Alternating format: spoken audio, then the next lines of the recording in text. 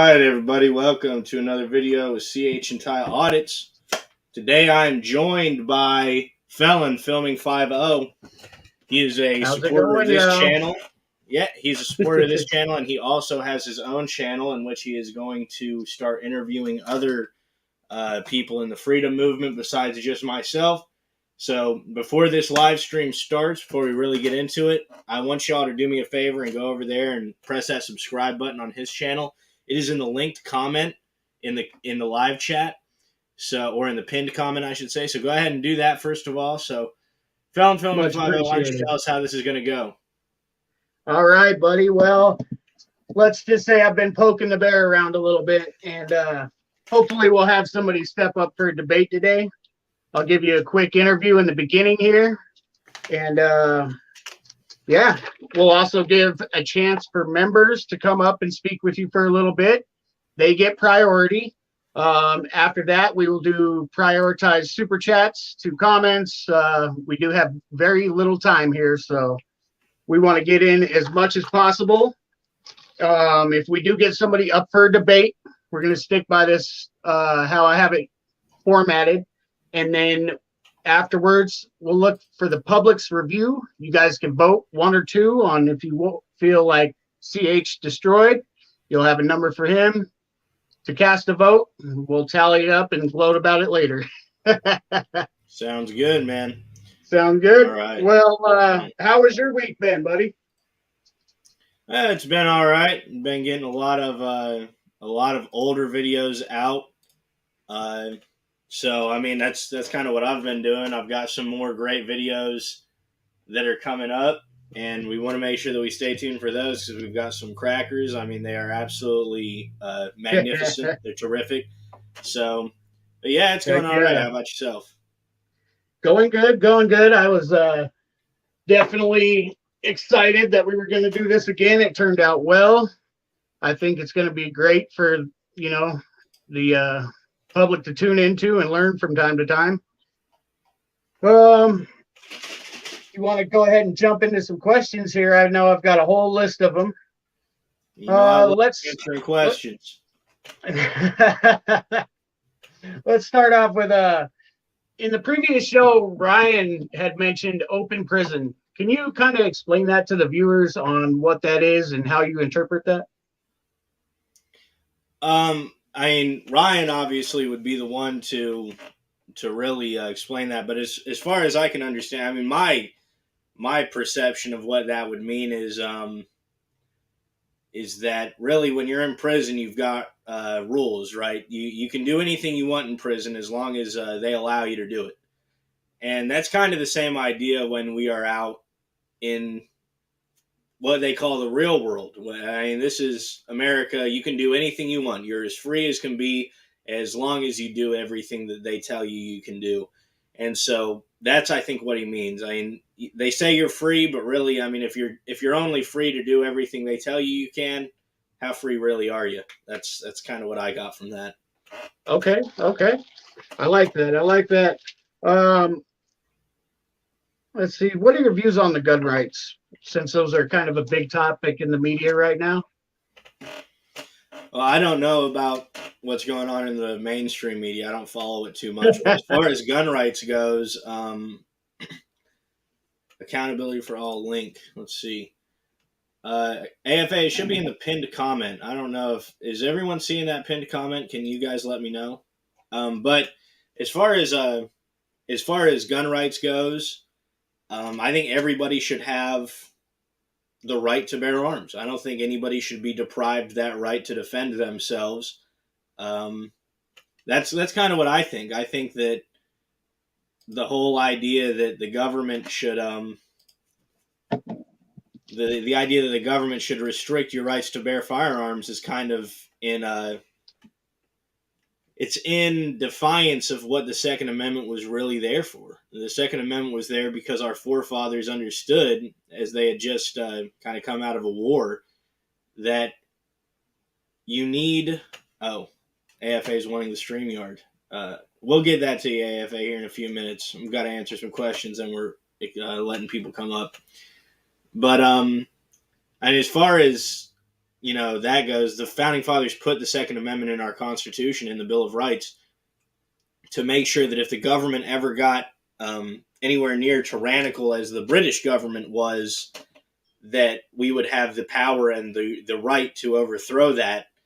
The government restricting our rights to have weapons that are equal to theirs is essentially them grabbing more power and saying that basically nobody's going to be able to revolt against us because, look, AR-15s, everybody wants to make a big deal out of them, but try to take down a government tank with an AR-15, you're not going to have that much luck. So the idea that we would restrict our rights to guns even further is, in my opinion, abhorrent. I mean, it's a complete it's a violation of the Second Amendment, just flat out. Two, it's kind of not really in line with the ideas that made this country, because this country was formed out of a revolution. So the idea that you would restrict everybody owning firearms so that we can't repeat that is totally, it's not in line with the values of this country.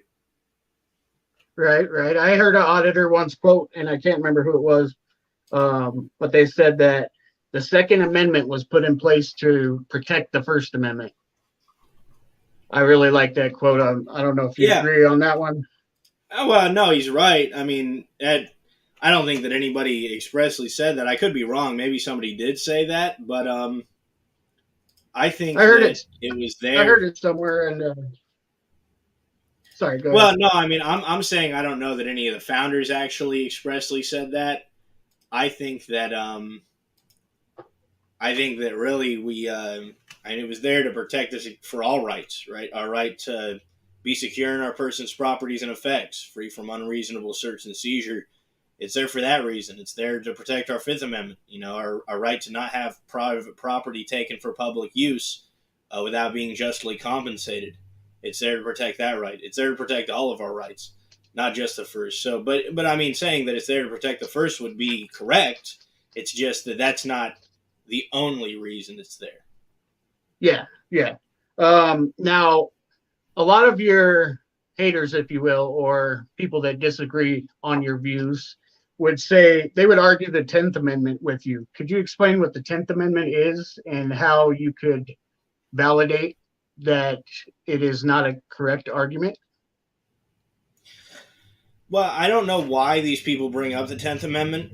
The 10th Amendment is there to say that basically everything. Well, the 10th Amendment, I think, pretty much verbatim. I mean, maybe I'm missing a few ands and ors, but the 10th Amendment is the powers not granted to this Congress by the Constitution, nor prohibited by it to the states, are reserved to the states respectively and to the people, which is basically just saying that every power that is not expressly delegated to the federal government by the Constitution, the states have those powers. And if the states delegate those to the people, then that's their choice. But yeah, I mean, but it's not really, I don't know what kind of an argument they're trying to make. The reason that people bring up the First Amendment is not because they're ignorant that the states have the right to set their own laws. It's that the 14th Amendment now has said that all 10 of the first 10 of the Bill of Rights apply to state and local governments as well. So, which I don't really like. I mean, I don't like any government, but that's why people bring it up, because it's valid. If a state's violating the First Amendment, then it's just as valid as if the feds are violating it. Even though the feds violate it more than ever, really. I mean, they violate our Constitution. They violate the 10th Amendment pretty much with everything that they do. There's no power that's been delegated by the Constitution to the Congress saying that the Congress has a power to print up money. There's actually a provision in the Constitution that says money will be weighed and measured by the weights and measures of money will be set by the Congress, but the Congress, the only money is gold and silver as far as constitutional money goes. So, yeah, the federal government violates the Constitution every chance they get. The state governments, they don't really pay any mind to it. They just do whatever the feds tell them that they can do.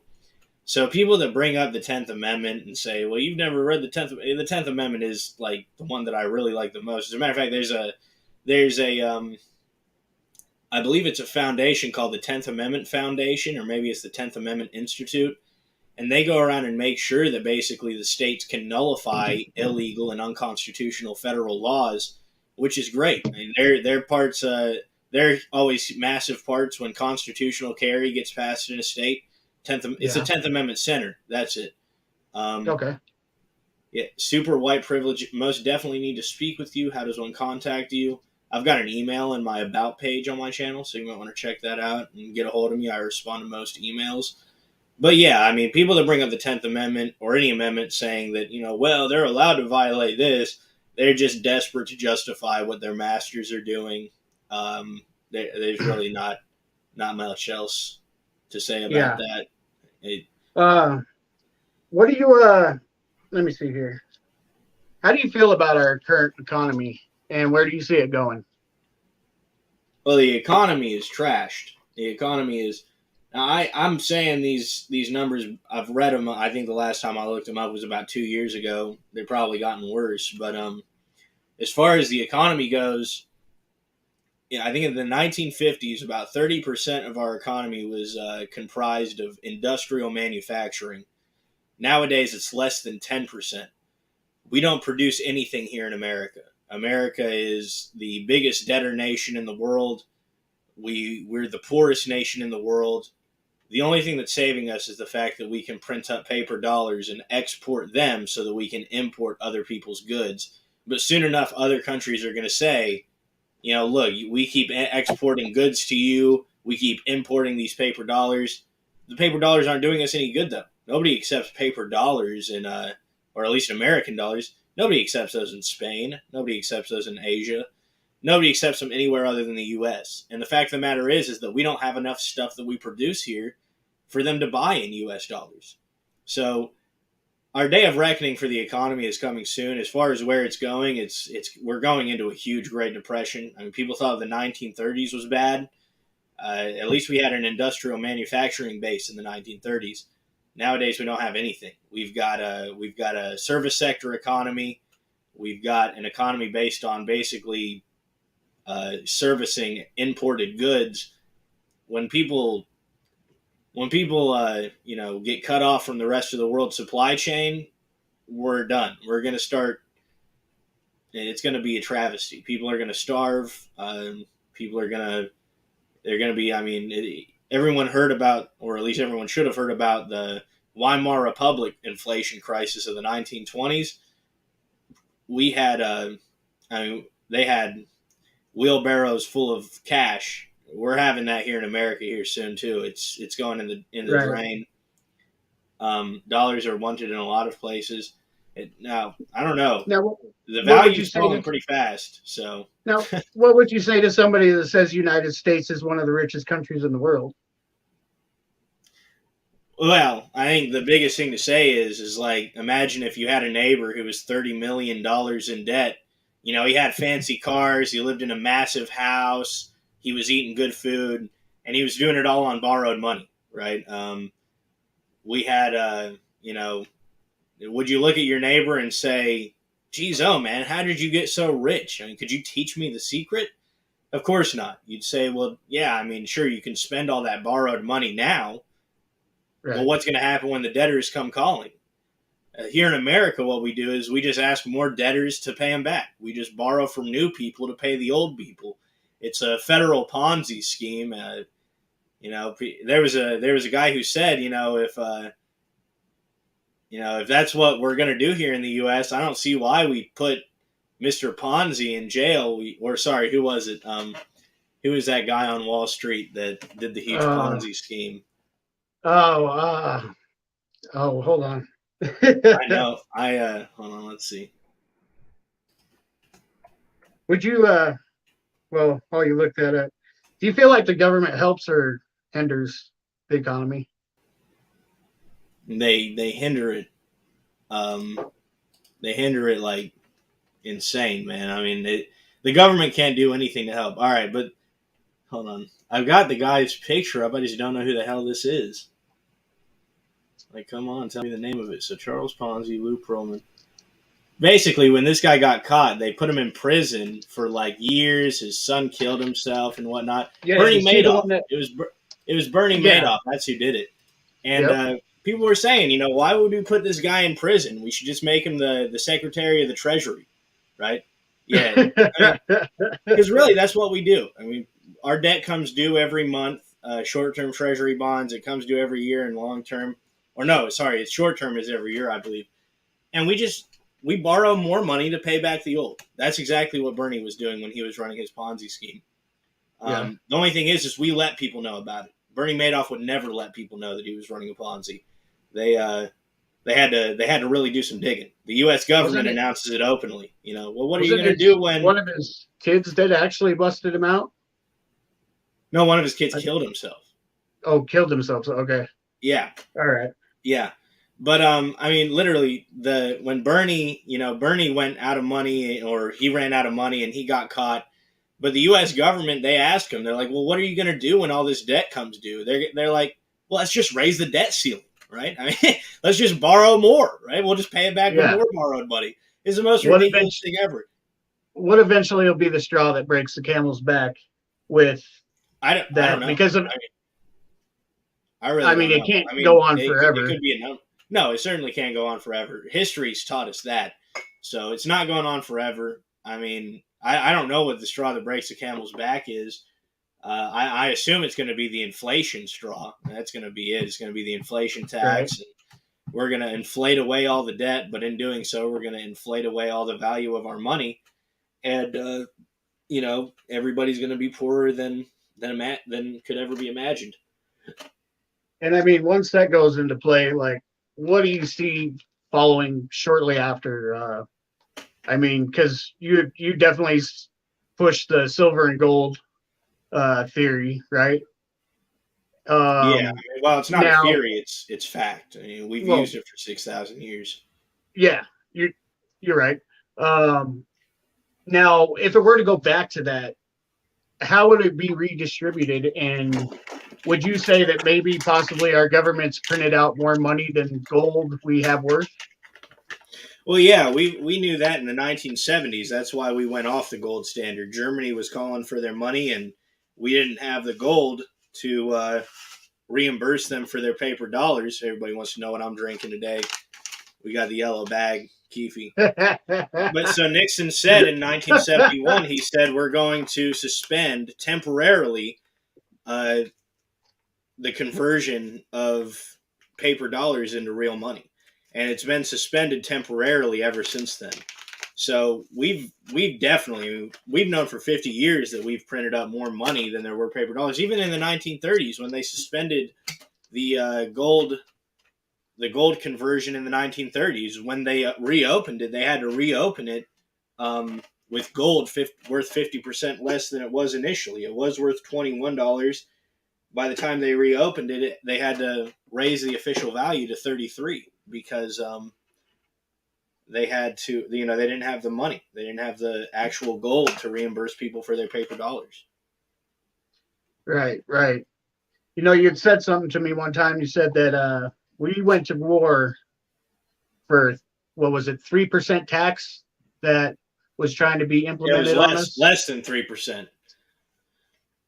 Tell us more about that, or tell the viewers about that. I thought that was a very interesting point right there. Well, when we went to war in the 1700s, it was because, one, the British government was basically restricting our right to transact freely. They had what was called a mercantile economy, whereas they would pick and choose who was able to export goods into the U.S. So the famous one is the Tea Party, right? When we had the Tea Party, the reason is because the East India Trading Company was the only tea producer that was allowed to move tea into, I think it was the Boston Harbor. Yep. And so we kind of decided that wasn't on, right? Who are they to tell us that we can't produce our own tea? Or who are they to tell us that we have to buy this tea? Because then they can just raise the price up to whatever they want, right? I mean, for all we know, another tea company might be charging 50% less, but we aren't allowed to buy it because the government restricted our right to do it. So we went to war because of that. We also went to war because, they had us. It was famous taxation without representation. Now, there were two parties at that point in time that said two different things. The Federalists said, we want taxation, we just want it to be with representation. The Anti Federalists said, we don't need federal taxation. We need if any taxes are imposed on us, we need it to be at the local level. So we had a couple different camps, but they were all in agreement that this taxation by the government was wrong. So, and the taxation, it makes today's taxes look like they're monsters in comparison, because Right. I know that I pay about 21%, maybe 25% after sales tax. I mean, that's more than some serfs paid when back in the times of serfdom. So, Right. Right. yeah, It's crazy to hear that when you put it in perspective. A man of much knowledge, this man drops it out there smooth. I do appreciate his style, and I'm sure a lot of you do as well.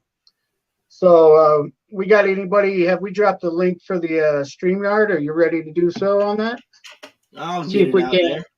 I was speaking with some other YouTubers from, let's just say, the other side of the table.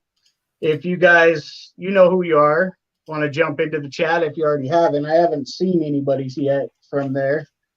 But Can we get the now's mods to can we get the mods to repost that link into the chat every once in a while? yeah. Snag Wolf, I Uh, see that, man. I see your comment. Absolutely. Yeah, Venezuela gas at 2 cents per liter. Yeah, I mean, I I I don't really know what to say about that. I don't pay attention to Venezuela, to be honest, but I know that they do have a lot of oil production there in Venezuela. They don't do a lot, but they certainly do that. right. Now, hey, can we clarify one thing real quick? You dropped a video, and I seen some comments that said they basically were saying that you live in your car and you're a criminal.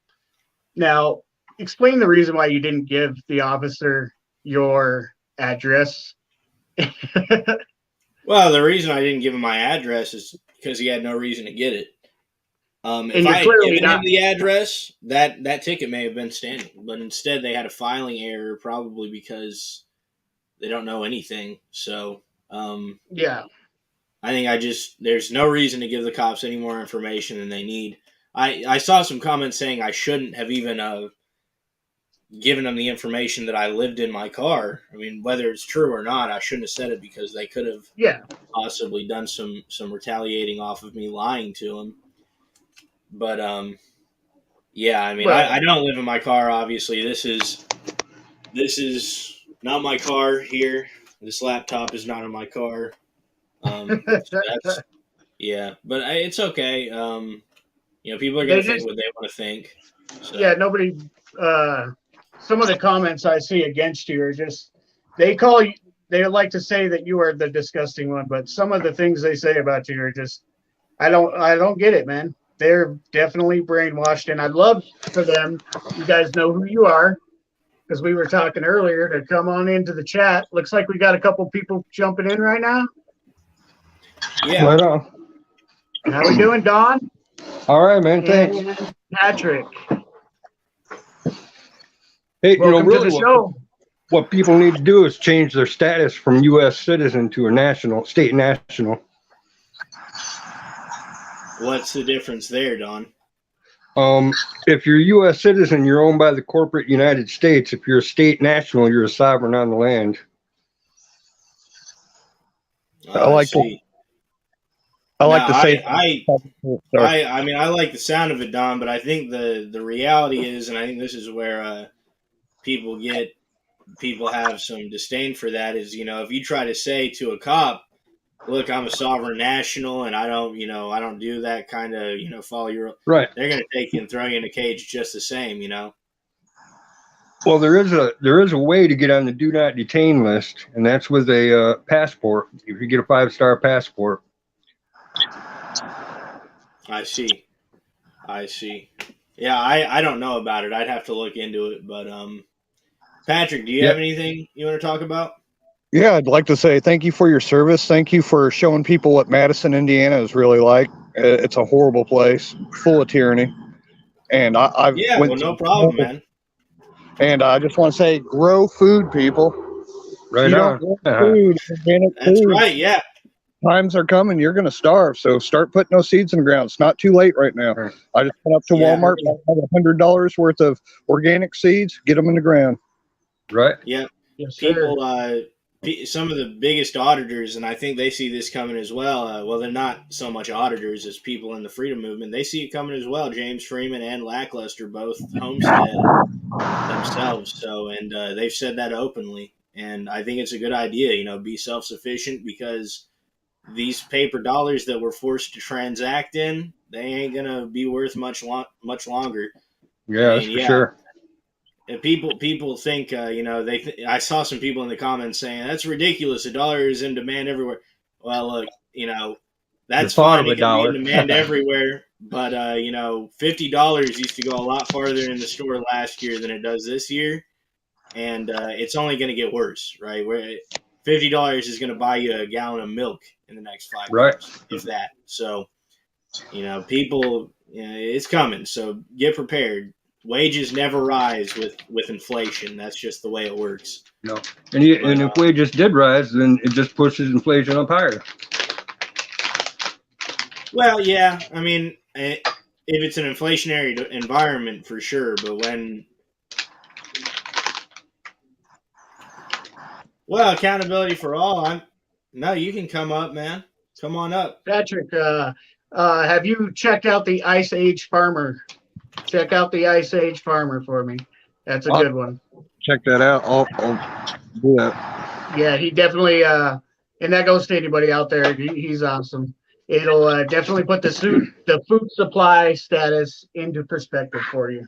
So I just had a pastor offer me some land. He filled up the land and he saw what I was doing, and he gave me a couple acres of land in the mountains as good dirt, and I'm going to grow a bunch of food and help people out here in the local markets and can stuff, make Bloody Mary mix, salsa, and all kinds of stuff. Yeah. Right. That's really like Bloody to hear, Mary man. mix. There you go. That's the way that you really, not only do you make a difference, but that's the way that you kind of live life to the fullest. That's the way you get rich in a free market, is you help as many people as you can, and they help you. It's kind of the way it works in a free market. Everyone helps each other. Hey, I'm dying to have you come up, man. I haven't heard what you've got to say, so please come up and talk about it. John Reese, I see that you joined us. What's up, man? Morning, guys. How are we? Hey, Fine, man. You? how you doing, buddy? Not too bad. Hey, not too bad. I thought I'd just come on and have a quick chat, because one of the big things from last week's discussion was talking about how do we move towards a voluntarist or anarchy society. Yes, sir. And how do we leave kind of government? And so people were saying, and I've had this a lot, is we need to do something to government to remove government, right? So we need to go out and physically perform actions against government. But I think that's a big misnomer that people have, because when you think about it, right, government doesn't exist.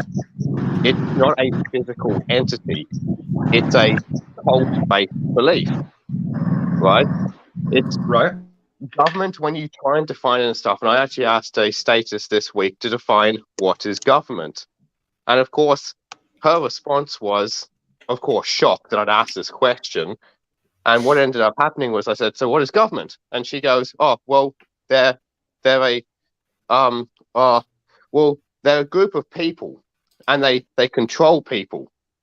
And I said, okay, how do they control people? Yeah, exactly right.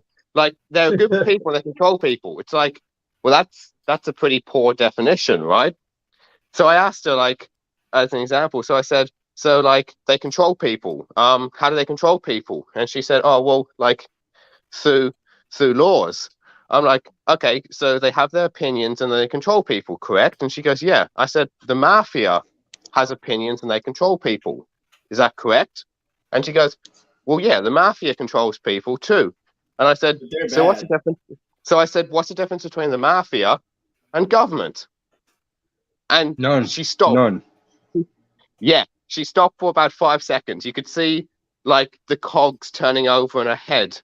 And she's like, after about 5 seconds, she's gone, well, I suppose the government convinces us that they're good and they do good for us.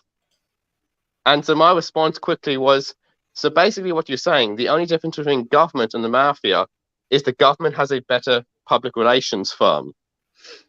Yeah, yeah, That's all. absolutely. That is all. And they're better So- at They brainwashing. actually invested in it. Exactly. And so she realized, and you could see it in her face, the only difference, the 40 years of government indoctrination came down to the only difference between the mafia and the government is the public relations firm for the government, right? i.e. 12 years of indoctrination, camps when you're a child, mainstream media, TV, so forth, so forth. So Right. the big thing which we have these days, right, is that government is a religious or a cult-based belief. And the simplest way to define government that separates it in people's minds from a criminal organization or a business is that it's a group of people who other people perceive have superhuman rights. So you and I and Craig and everybody on this panel, we don't have the right to go to our neighbor and demand money called taxes, right, at the bow of a gun. Yeah, But people have been indoctrinated to believe that there's an exemption within morality. There's an exemption for those people who call themselves government. And so the easiest way to get rid of government is simply to get rid of that cult-based belief that some people have exemptions from right and wrong. Once you remove yeah, exactly. government doesn't exist anymore. They're just a group of people with guns forcing you to do things. Yeah, morals do not apply to government agents, that's for sure. No. But John, you make great points, man, and I'm glad that you could talk to that statist about it. But but we've got AFA up here. I don't know if he's ready to talk. He's got his mic muted. But Yeah, John. Thank you. Thank you, John. No problem. Sup, pimpin'? Oh, not much. How about you, my brother?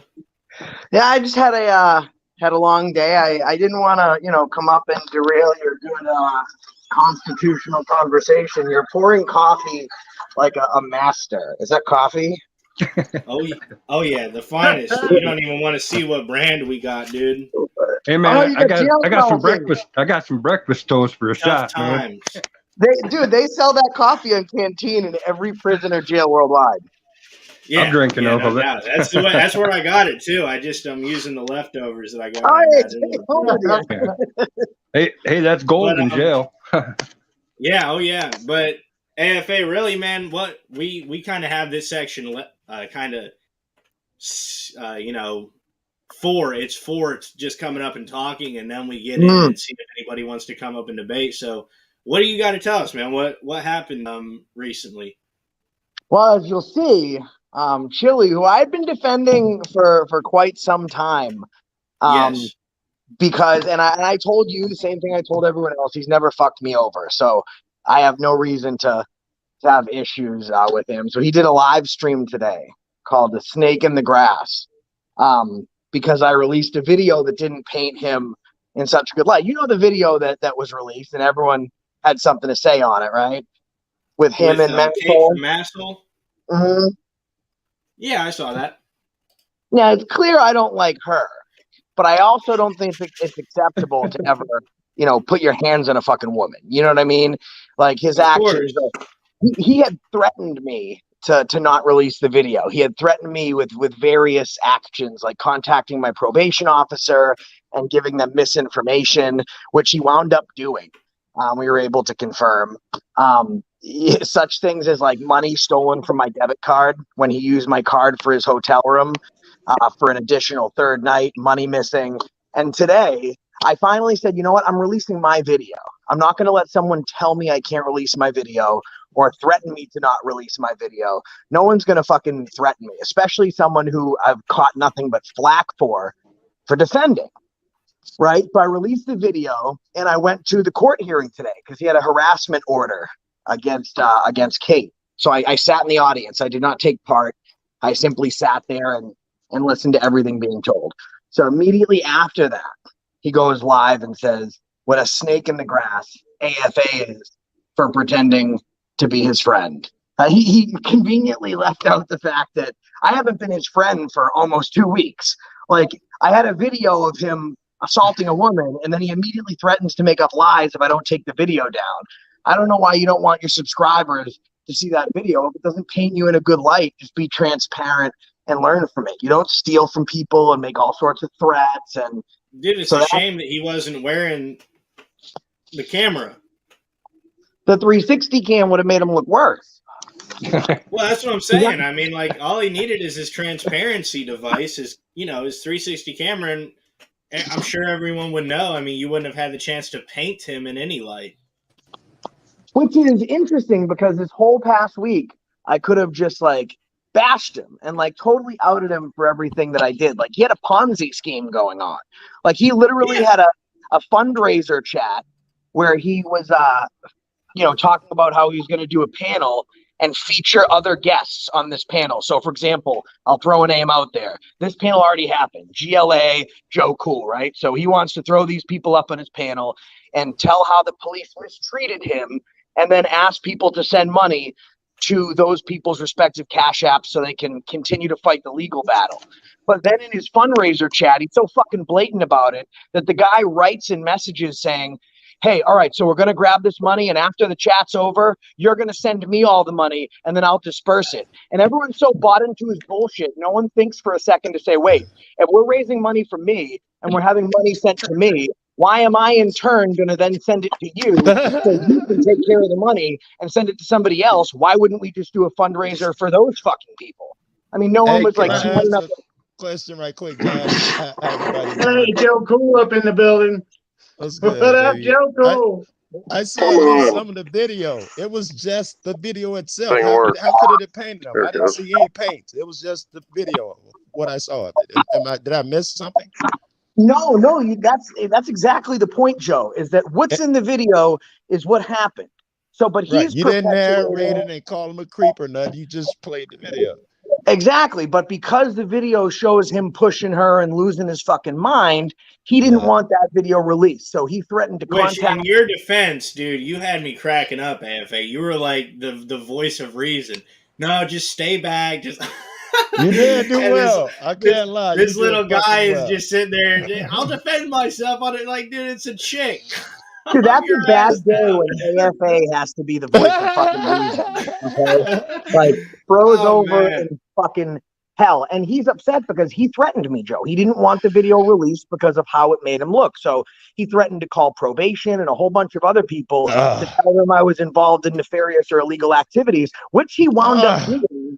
That got cleared up pretty much immediately. And in an attempt to dissuade me from going public with the video, which is actually why, until I could figure it out on my end, which is why I took it down and I didn't put it back up until I did. Then the guy stole money. He used my card fraudulently to buy a fucking hotel room for a third night.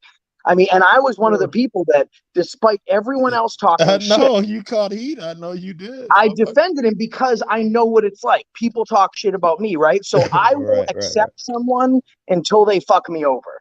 But once you fuck me over, like, you're not going to go on a live stream and fucking cry. Like, I'm a snake in the grass. Why? Because I wouldn't lie to a judge. I wouldn't hide a video to fucking cover up what you fucking did. I mean, you know what I mean? I wasn't like shit talking either one of the video. I just released it. And he had a court case today in which he lost. And he said that that's another reason why I'm a snake in the grass, because I was sitting in the people's courtroom. I didn't testify. I made no public statements. I sat in the courtroom. Yeah. That guy is, I mean, I'm not going to say I've been saying he's a bad person, but I've certainly been saying he's like a politician. And he is slick. I mean, that's just kind of that's my accusation too. He is slick, right? He is slick and but just sits it with me wrong. He's not as slick as he thinks he is because he thinks everyone's so bought in. Like, keep in mind why this shit was happening in Signal. As soon as I see this fucking Ponzi scheme, I'm taking screenshots. I'm like, all right, motherfucker. You know what I mean? Like, he's a pseudo-intellectual. He wants you to think that he's as smart as he thinks he is. And that's the bottom line. So when he comes up to somebody that is as intelligent or more intelligent, which isn't like a real high bar to fucking achieve, then this is the type of stuff that happens. You know what I mean? Interesting as fuck. I don't know the kid, so this is interesting as fuck to me. Oh man, screenshots, everything. I'm gonna be having a discussion. I'm gonna be having Lackluster on my panel in a little bit. We're gonna be showing screenshots. I might be over there. I ain't been in your room in ages. I might be over there. Like if he wants to fucking talk shit, then I mean, I don't think he knows, but I talk shit kind of with the best of them. And what this is the best thing too. Like I'll probably lose subscribers over this, but don't we all want change? I don't know if Scrubzilla, if you're talking about like why we're ripping on Chili, it's not about if we want change. This guy's a fake. He says he wants change. He wants your money. That's all that there is to it. He wants money. He wants to get in government himself. He wants to be a politician. He's just like everyone else. He doesn't want no change. He wants power and he wants money. And that's all that there is to it. I've got no respect for the guy. I've never had respect for him. He says he's some intellectual, but he refuses to debate me. Josh was holding a live chat in which I asked to debate him multiple times. Wasn't extremely disrespectful. Certainly didn't call him any names. And he goes on his next live and's like, well, Craig was calling me this name and that name. And yeah, all right. You're scared to debate somebody. I get it. Craig, let me ask you a question. And I want to go down to basic human logistic and reasoning. Okay. You have someone, when you have someone that's going up to 5-6-year-old children and saying, never call the cops will rape you, never call the cops. And then he immediately goes and runs to the police to file criminal charges because, you know what I mean? Like that's obviously someone that I missed that, but you're right. That did occur. You can't take a lot of fucking credence from. I mean, he was literally in the courtroom today, and the constitutional scholar that he is, let me tell you something. The biggest dig that he took was when fucking Masshole Report, who I don't like by any means, said, well, Abrams, you understand the law a little bit better than Chili. And he goes, I don't think so. I'm a constitutional law scholar. The constitutional law scholar, he took 3 hours today in fucking court to cite case law and build his case. And you know what happened? Kate won, and she used the 2 objections that I told her to do. Wow. She got two objections sustained, one on relevance and one on hearsay. Boom, both of them shut him right down. He lost his fucking case, and most of it was fucking lies. Anyways, I have no love lost for her. Like, she can go fuck herself as far as I'm concerned. But the point of the matter is that it's fucking transparency. Like, I've had to live through the growing pains of it. Like, my criminal record's out there. Like, don't tell people you don't have a criminal record when you have, criminal convictions for manual strangulation, battery, and stalking. Like, let's share that. You know what I mean? Yeah. Like, I have the criminal record, and I've had his criminal record for 2 months. I just didn't release it because it wasn't my place. But you want to try, and the one person you're not going to be the alpha male with is me, because I'm just going to piss a bigger dick with a longer stream. So if you want to force me into a position to go down a rabbit hole, we'll go rabbit hunting. I got carrots. Hey, Josh, maybe I can ask you. I was trying to remember what he was trying to sell. It was a jock heater. Do you remember? Anybody remember? I was trying to tell my girlfriend earlier today. He had a jock sock to keep your nuts warm. Is that what it does? Well, let me tell you about what it didn't do, because it was never a business. So as part of his full background check, and thanks, Chili, for telling me about Bin Verified. It was really easy to get all your information. What Chili did from the period of 2010 until 2019, he would get administrative licenses to get businesses. He would get money from investors, and then he would take out lines of credit on those businesses. However, once 10 months came around, he didn't file the paperwork. The business would be administratively dissolved. So then he would create another business, take the money from these investors, these credit lines. What happens to the money to the investors in the initial business? What happens to the money from the investors?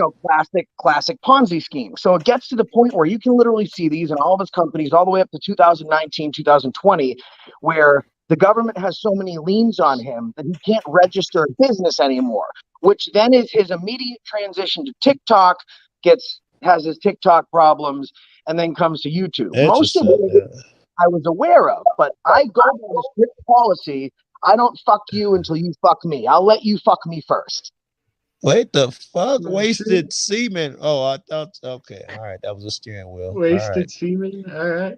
Hey, Josh, I appreciate you coming up and saying that. We've got to get into a kind of a debating kind of a session here. I know some people might have some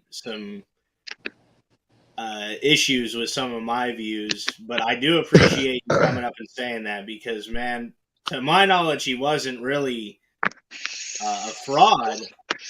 I just knew that he was wrong about things. But now that really kind of, and I'm looking forward. I don't know if you've got a video out really explaining it or breaking it down. I know you said you've got a live stream. Can you tell us when that live stream is going to be?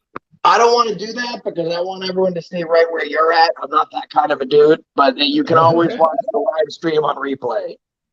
Okay, sounds good, man. Well, I look forward to seeing that because that is certainly some exciting content. So thank you for coming up and sharing that, though. Well, Joe, what did you want to talk about when you came up here, man? I'll check you guys later. Have fun. And Joe, cool, you can debate with him because he's a masturbator.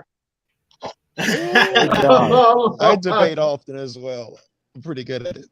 All right. What somebody else was saying, I don't know if you want to rehash an old topic, but that statism shit that somebody was up here saying, I don't even know if they're still up here. I thought that shit was interesting. I thought that he was giving a hope, a glimpse, or that you can get these people out of their cognitive dissonance. He was saying something like, all you have to do is this. And I thought that seemed insurmountable. Who had that argument up here? John. John Reese was his name. He certainly has a way with words that can, you're right. That was a story of him awakening somebody from their slumber. And how do you do that? I've been trying that shit for damn near 3 years now. How do you do that? I think the way he was talking about it is posing questions to them that might lead them to saying it themselves without you actually coming out and saying it. Because, man, it's true. Like, go ahead. But you can't wake a lot of people up, is what I was saying. You could put it to them in a million different ways. Like, you could say, it looks the way I always say it is like, you know, do people think that rape is bad? And of course the answer is always everybody yes. Gonna say yes. So why is rape bad? Well, because it's not consensual. Well, okay, like is sex bad then? And they're like, no, of course not. Well, why? Because it's consensual. Well, all right, so is stealing money bad? Like, yeah, well, what about government? Well, no, that's government. You got to have taxes there. I mean, but even so, you can't wake these people up. They will literally justify it in any way that they can think of. Here is their argument, the best argument that I've heard them use in Chile. Speaking of Chile, used this argument that when you become part of the United States, you become part of, you sign an agreement, social contract. There's a social contract that we must follow and to enjoy our internet and our roads. Therefore, we must adhere to the laws, which in our eyes are abusive and consensual and unconsensual, that shit.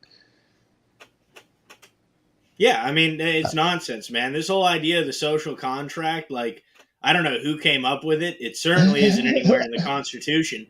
Matter of fact, the first law ever passed after the Constitution was ratified was the Declaration of Independence. And one of the best lines in the Declaration, which is the first law in the U.S. Code of Law, is the just powers of government are derived from the consent of the governed.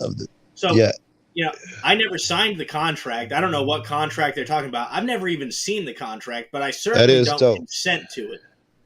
All right, so they break down the consent of the governed. The best way we can tell what it is through a vote. We'll hold an election. Therefore, 51 consent, they represent the people, and that law is passed, which again, I think is a poor argument, but I think that'd be their argument. Well, yeah, and it's not even correct either, because in the Federalist Papers, I don't know what paper it was, but James Madison wrote that this Constitution was written at an attempt to protect the inconveniences of faction, which is basically saying, we want to protect the 10%, the 20%. We want to protect those people because if not, it's just mob rule, and mob rule is never good. Democracy, by another name, is mob rule. That's exactly what the founders called it, mobocracy, because it's ridiculous. It's not representing the people. It's representing this larger group that wants to pillage and rape and molest all this smaller group. That as well, but whoever is better at the game, the most media connections, getting money, making the most deals, they will win. Our shit doesn't really matter. Yeah, and essentially, I think in politics, what you get is what you get in politics is the person who offers to steal the most always wins. Like Biden ran on the ticket, tax the rich, and Bernie, he was a real popular guy. He wants to steal from everybody, right? Donald Trump, he ran on the Republican ticket. Everyone likes him, but in reality, he stole everybody's value of money. I mean, he printed off over $4 trillion just for stimulus packages, and he spent $7 trillion in 2020, the largest amount ever spent in the history of our country up to that point. So he stole from us as well. He just stole from us in an indirect way. That's a third of our entire deficit was created in them 4 fucking years, bro. Yeah, I know, man. It's insane, but like every politician who wins is always the biggest thief. That's the way politics works. They must be best at it. In order to win, they must be the best at it. That's what you get. The way the system's set up, slickest motherfucker will win. Yeah, somebody once said it was, you're voting for the best of two evils, basically. Which one ever? I always say, really. The best wins. If you're the most terrific, you're gonna win. There's no other. That's it. That's the only way it is. All right? I'm the best, and that's why they win. So my mind went blank when you did that, bro. And I used the word best. Oh, my Trump shit came back flooding into my head. I thought I was fast that night, man. I swear. Here's Joe Cool. Here's the guy who was who you were talking about earlier. This is John Reese. He was the guy who was. Hey, John, beautiful. If it's okay for me to suck up some more Craig's time here, because I don't know what you do at the show, and if this is inappropriate. Can you hear me? What's your name? John, is it? Hey, Joe. How are you? Very good. Hey, John. I was listening earlier when you had your argument about the status versus the I forgot what you called the other side, volunteers. I think you. Yeah, I use the term voluntarist because I believe that all human interaction should be voluntary, free of force, violence, and coercion, and it just makes it easier for a statist to understand that position as opposed to trying to say I'm an anarchist. But very good. I like that better than anarchist, but very good. No rules. People don't jump to conclusions with volunteers. I get that. I think you proposed a way to break through that cognitive dissonance of the status, and it's easy. I think you even said, and to get him to see a thing. Did I mishear that? Yes, that's correct. So I just use the Socratic method, and I'm a fan of the Socratic method. Yeah, because what most people have been taught of a debate is a debate is between two people, right? You have an idea, I have an idea, we debate that idea. Yeah. That for breaking a cult ritual, which is what statism truly is, a cult belief, will never, ever, ever, ever work, right? And I'm sure you guys have found it too when you talk to statists and you'll be like, the initiation of violence is wrong.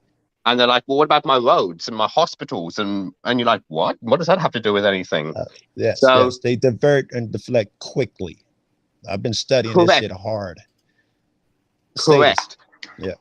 Correct. Yes. So the way that I've learned to do it is you keep them on the yellow brick road, right? Because your goal is to get them to see the Wizard of Oz as a man behind a screen, i.e. government is a belief. And you have to keep them on that tiny road with keeping them to very simple questions that you're leading them to that point, right? Agreed. And so the way that you can do it and stuff is you pick an initial point to have a discussion with, right? So with a politician, as an example, the first question I always ask them in that whenever I meet one and stuff is, do you or your political party advocate the initiation of violence against peaceful people? You got him with that. That sounds like checkmate through the gate. That's the point. That's spot on, Joe. Yeah, you ask them a question that instantaneously checkmates them because you are leading the conversation. You're leading them down the yellow brick road to the truth. And so they're always going to answer with no, because nobody's going to answer with yes to that unless they're a complete sociopath. Of course. Right. And then you hit them up with the sneaky follow-up, right, which is where you actually checkmate them, which is, well, I have some weed in my pocket. I have a gun in my pocket. I have some cocaine in my pocket. Pick a victimless act, right? I like weed Yes. because it's super mild to people these days. Like we've understand that weed is a mild drug. Like, what are we doing? Putting people in cages for it. And at that point, your only job then, when they freak out and stuff, and they're like, oh my god, is you just bring them back to the contradiction. And you can do this in your everyday life with friends and family and I stuff. do it all the time, and I study this shit. I read on it. I watch other people do it on YouTube lately. I'm hard at this. This is my job 24 hours a day. When I talk to a cop, I'm trying to break through. And it is very fucking difficult. And I think I'm good at what you do. I start off with what do we do with the Mexican drug dealer selling heroin at the end of my block? I set a lot of mines in there for the guy, and I leave it open. I like what you said, but I leave it open. Does he say we arrest him? Or then I'll give the but it's two consenting adults argument. I don't know. That's why I start. I've been doing this shit. Well, yeah, I've seen your work. Okay. I've seen your work, Joe, and I love it on YouTube. Thank you for that. No problem. Yeah, Joe is one of the first people that ever shared my videos, like one of the first channels. And man, that video that you shared, Joe, I don't know about how it's doing on your channel, but it's like people are astounded by that video. It's kind of gone viral, not even on my channel, just on everybody else's. Right. I know, bro. I know. Yeah, I saw everybody doing your shit, bro. And the video, you had just got arrested or something. You had a really more popular vid up then.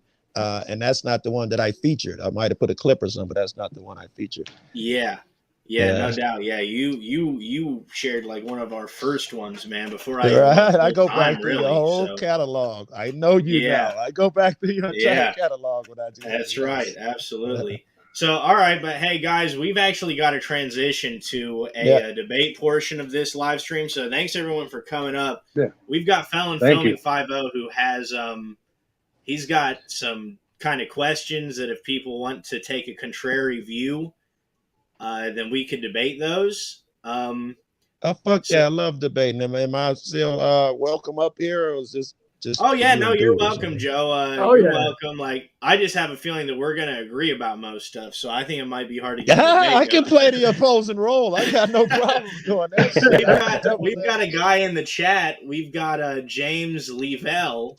And he says I'm a fool, so maybe he's smarter than me. Maybe he'd like to come up and prove me wrong. Come on in, yeah.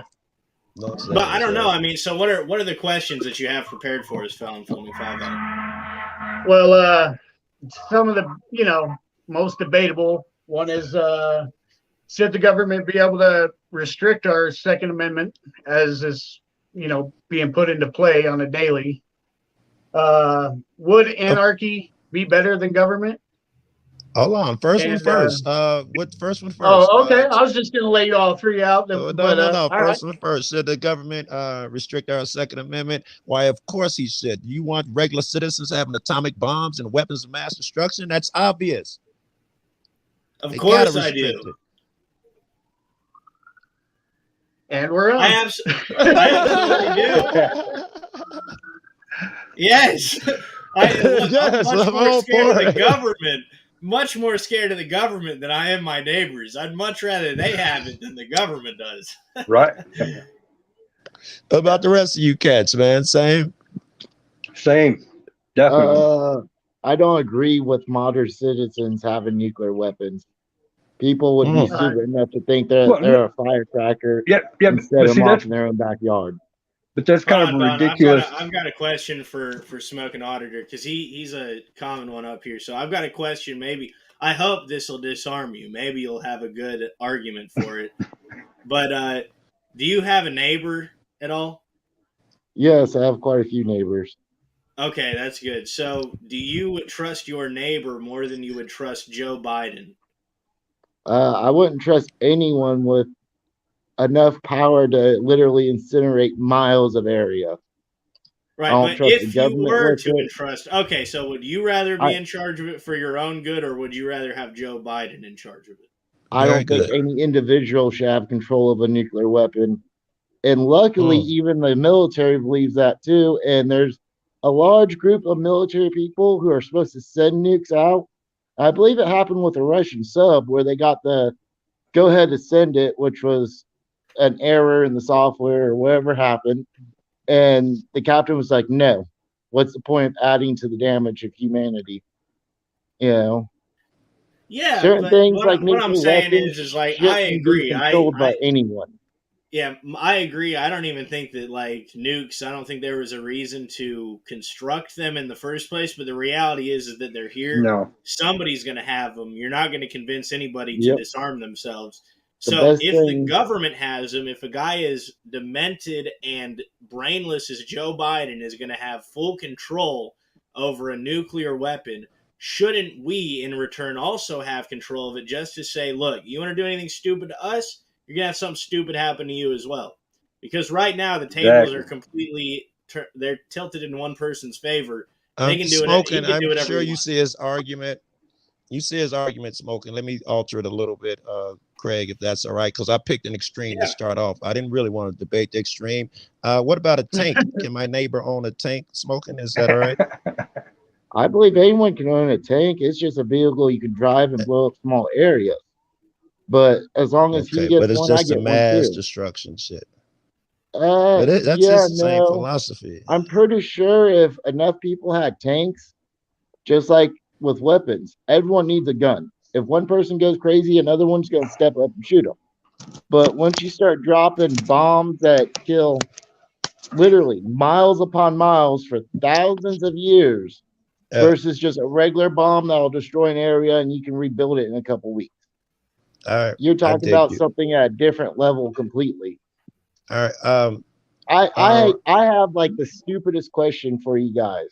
Okay. And it's just it's a tricky one. So let me know once we get a second for it. Go ahead. Okay. How can you guys disprove that we don't live in an anarchist society right now with groups controlling different sections? And just for example, the Amish do not compete in government. They don't pay taxes. They own their own land. They grow their own food. And just because they're a big enough group to where they can defend themselves, the government leaves them alone for the most part. No. If you come around Amish parts of Indiana, you'll see that the government forces them to put flashing lights on the back of their wagons. They don't want to do that. They don't care for technology at all. But the government forces them to do that. Now, whether they should do it or not, I'm not going to answer that. Like, if they want to be in a horse-drawn carriage that's going to crumble when a car hits it without lights warning a car that it's there, that's their prerogative, right? But I'm saying that they aren't left alone. The government forces them to do it. And if they don't, then the government pulls them over under a threat of violence. Right. There's an easier way of approaching all of this so far. The senior chief Silverback has some words of wisdom for us. What's up, Mr. Verde? Actually, I didn't join to be part of a debate, but I do have something to say about claims. And that's part of this right here. Before anybody offers an opinion on the Second Amendment, a question would be, have they read in its entirety the actual Second Amendment and learn what all of those words meant when it was written? Because if you haven't done that, my suggestion Holy would be, fuck, who did? You could. Yeah, who did that? I was about to say, of course we read it, blah, blah, blah. But, and of course we know what the words meant. Then you threw when it was written in there and fucking threw me for a loop. That's the problem. Go ahead. People do that. Yeah. People don't do that. They think they understand contemporary meaning. They don't understand what it meant when it was written. And that's what's most important. The next thing is, go ahead. The next thing is we got to talk real quick about this gentleman here in chat, Jack Kent. He has said several things that are very intelligent, and it is ask questions. Don't make statements, ask questions. In other words, make neither claim nor counterclaim. Make neither claim nor counterclaim. Let other people do that. Because when you make a claim, you've got to prove said claim. And if you make no claim, guess what? You're so far not in the legal hook. So all of these auditors, like I see some people say, well, I'm a journalist. Well, technically you may be a journalist, but what does the First Amendment say? It talks about the press. So why are you giving the police or anybody else, why are you filming me? Why are you giving them an opportunity? Why don't you just instead say, I'm part of exactly what the First Amendment says. I'm part of the free press. Well, what do you mean by that? Have you read the Constitution?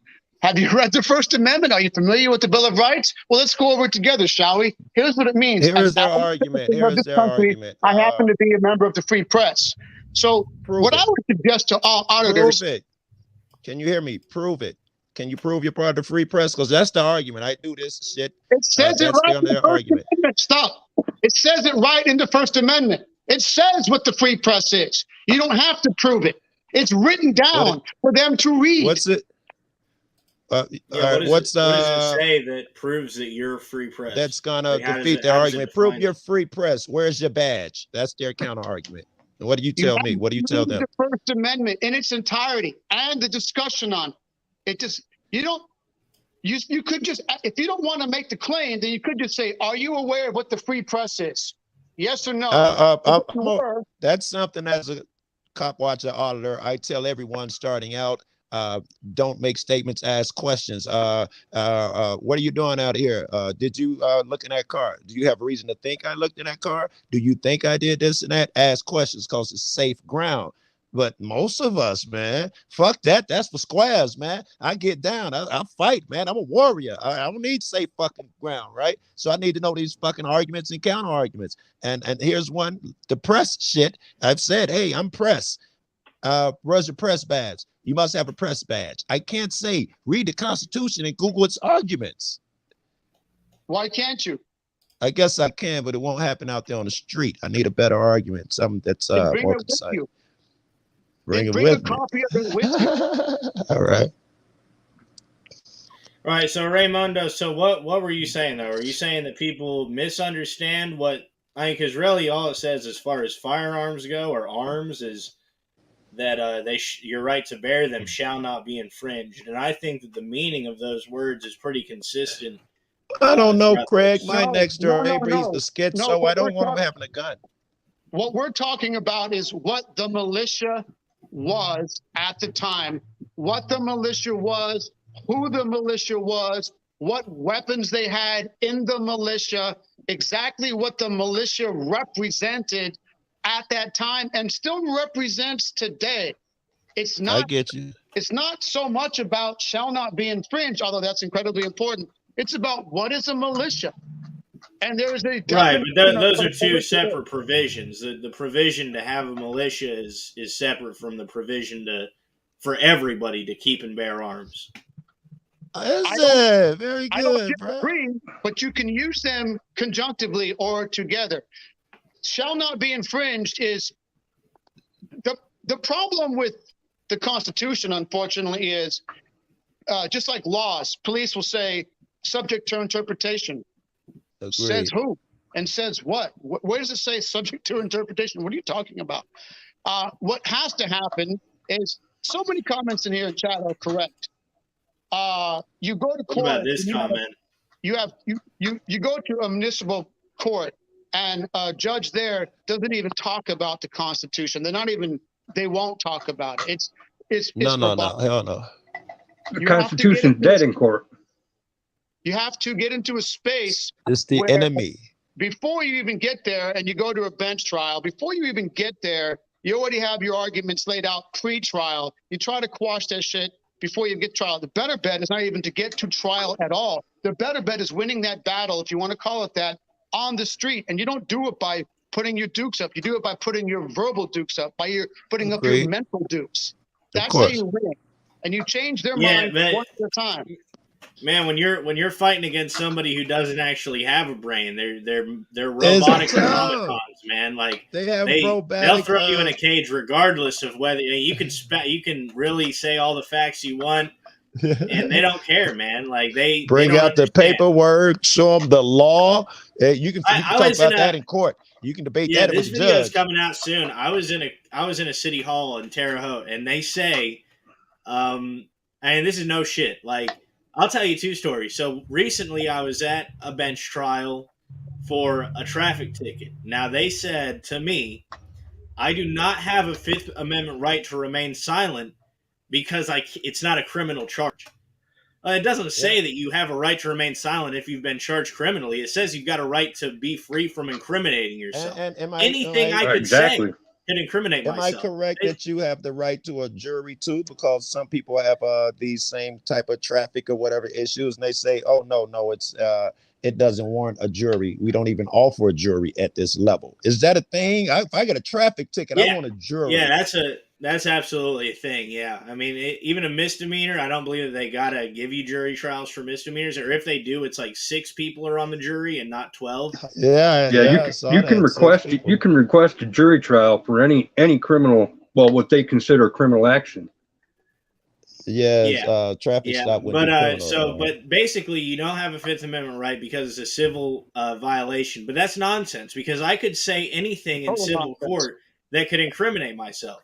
I could be like, well, what were you doing driving without a license? Well, I was smoking weed driving. Well, okay, I've just incriminated myself. I could say anything to incriminate myself, but they're saying I don't have a right to remain silent. So that's ridiculous. So the second one, people can exactly. Yeah, no, you're right, Ray. You're right, Raymondo. You're right. But the thing Nobody's is, arguing that. Prove your claim. If you're going to tell me, you can prove it to them. They aren't going to care. If this is a misdemeanor, and therefore I don't have protection under the Fifth Amendment. Where does it say that? And what authority do you have to take away my Fifth Amendment rights? Because this is a non-criminal. Well, Raymondo, that's just not reality, man. They'll just do whatever they want. You could ask them to prove anything, and they'll just be like, "Well, where'd you get your?" It doesn't work. It's not reality. But what I was saying is hold on, Raymondo, let me talk. So a second thing is I was in a city hall arguing with a lawyer about them restricting my right to video and audio record while I'm in a public office. Well, so then I asked the guy, I'm like, well, look, it's a public space, so how are you going to restrict my First Amendment? He goes, well, look, we've tailored it in such a particular fashion that it's okay if we restrict your First Amendment right. Wow. Because, and he admitted it openly, like I've got it on camera. And so he's like, so I asked him, I'm like, so basically you are violating it, but it's okay, right? You're doing it in this fashion. And he refused to answer that question. He just said it's okay for people to do it if they tailor it particularly enough. So these people don't care about our rights. They don't give a damn about it. Let me just respond. The freedom. I agree, by the way. I saw a video a long time ago where a guy, hopefully one of you guys remember this, that where the guy went to some, I don't know, event, and they had a dot where you were supposed to stand if you wanted to express yourself, and they told him free speech is over there. It was James Freeman at Mount Vernon. They've got a freedom of speech spot. I thought that was crazy as fuck. Oh, dude, it's ridiculous. It's like, they just restrict free speech to right here. Yeah. As long as we give it to you. I went to a Democratic convention when it was in Chicago, went to protests, and we drive down there, and it's downtown. I'm like, what the fuck are we protesting here for? They set this up for us. No, we go to the convention. Are you niggas crazy? Oh, I tore them up. Yeah. Yeah, good. Because you protest at the source. People are protesting. I always thought that Occupy Wall Street was funny. They're occupying Wall Street.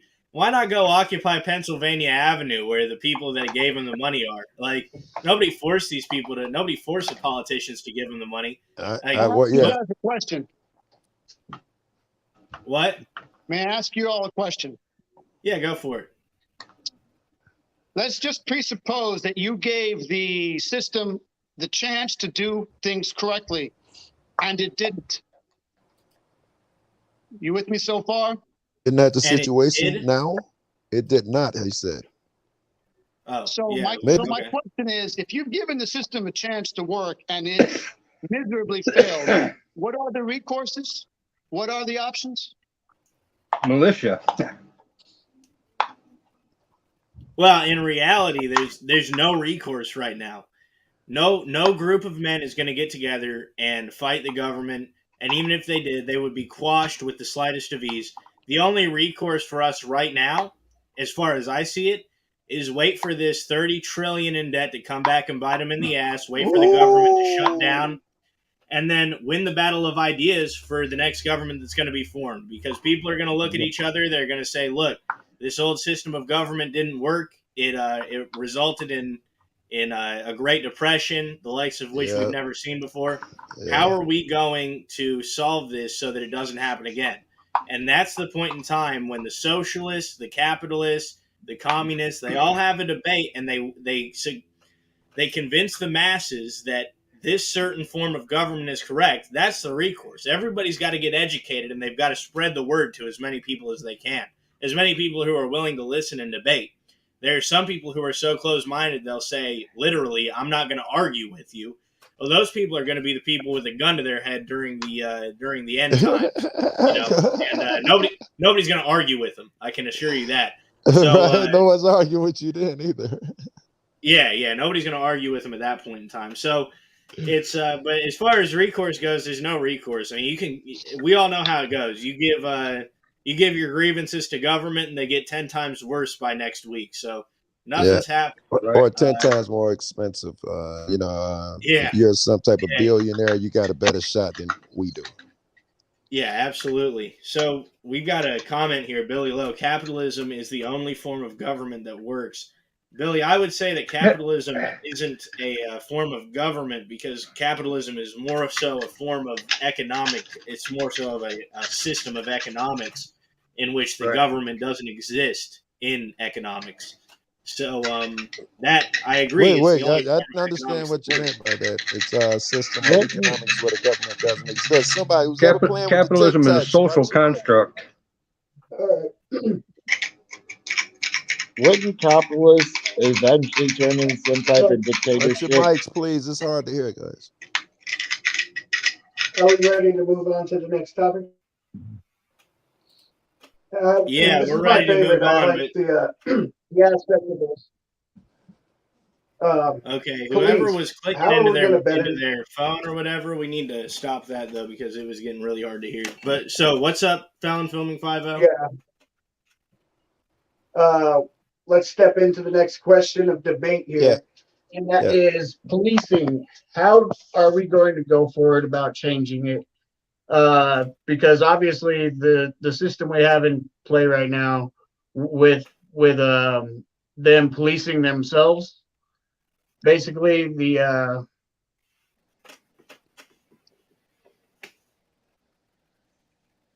you there, Film 5-0? I think your Hello? question is how do we change policing?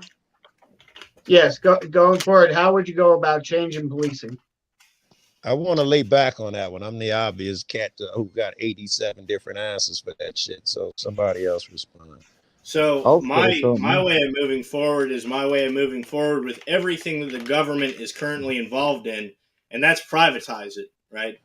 Let the market regulate it. When people aren't satisfied with police, let them have the option to completely get rid of them.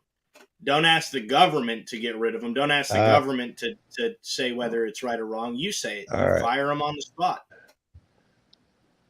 Okay, so in other words, you're saying privatize the police. Wouldn't that just be giving everyone their own private army? Well, no, because they'd have to pay for it.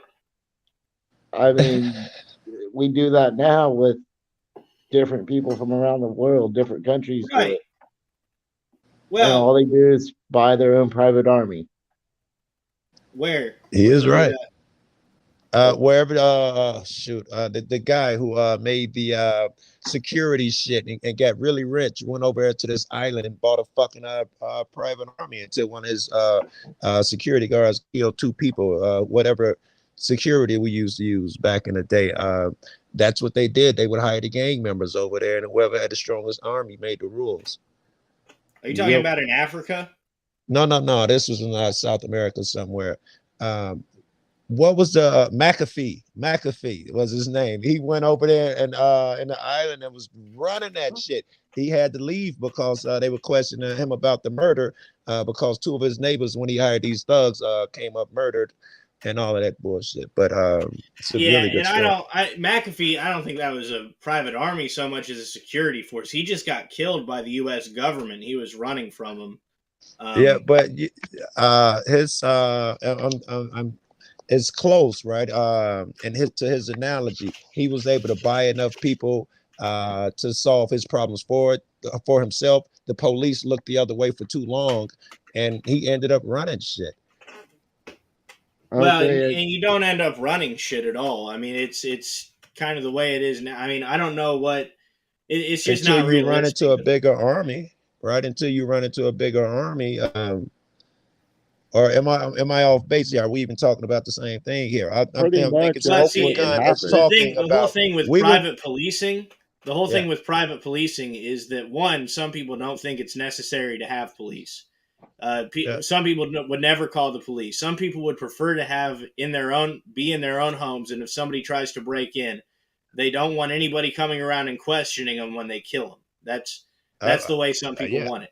And in all I'd prefer to seriousness, get that's the my way. friends and handle shit. Yeah. So, but the whole thing is with the whole private army thing is, people can hire their own armies. They're expensive. You've certainly got to have a lot of money, and you're throwing money down a hole.